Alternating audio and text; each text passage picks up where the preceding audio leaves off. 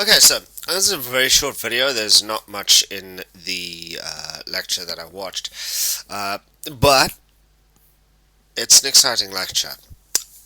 What it essentially talks about is that dyslexics get distracted, and not just dyslexics get distracted, but people that are naturally creative get distracted.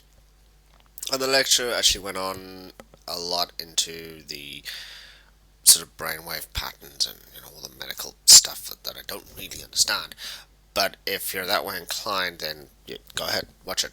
And it essentially talked about how the mechanics work of how people that are naturally creative tend to get distracted because we watch and see what's going on around us, and we look at one thing and go, oh, what about this? And then what about that? And then, we'll start connecting dots all over the place, and before you know it, we're 10,000 miles away from where we originally started off with. And often this can be a problem because, especially for someone who's trying to manage someone who's that way inclined and so highly creative, you're trying to get them focusing on one thing and they're constantly veering off track because they will see one thing and then immediately start to build on that and go in another direction.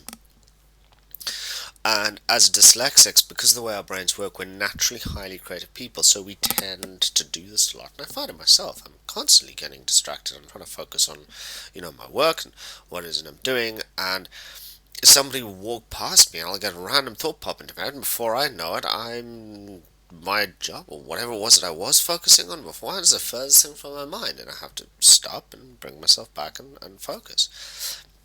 And what this lecture talks about is how to use this. You see, people that get distracted easily, people that are naturally creative, we get distracted easily because we're always coming up with ideas and we're always looking at one thing and saying, okay, well, how can I make this better? What can I do with it? It's a classic hacker model of you give somebody a phone and go, what's this? It's a phone. Well, okay, well, what does it do? Okay, well, it makes phones. Well, it makes calls and sends and receives text messages. Oh, okay, cool. It's fun. Then you hand it to someone who has a more creative, a hacker mentality, and they'll look and go, what's this? It's a phone. Cool. What can I make it do? And that's a very important thing, that what can I make it do question, because you'll take one thing and you'll build upon it. Now, the people, when it talks about us dyslexics and our strengths lie in ideas and the creation of ideas, which is great because you're trying to solve a problem, and that starts with an idea and with a creative solution to that problem.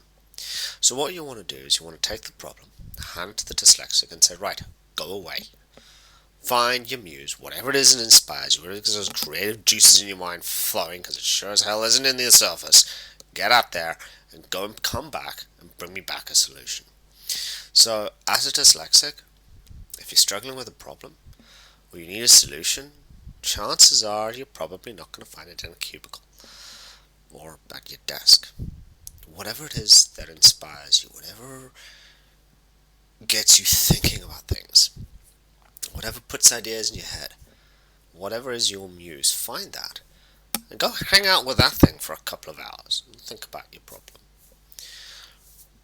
So that's it, really. Join me in the next video when I'll talk more on that subject. But I find this really exciting because it means that us dyslexics have a huge value add here. At that initial spark, that initial idea, and then that is something we can build on and focus on because that's what we do naturally. It's an idea creation that is dyslexics' true strengths.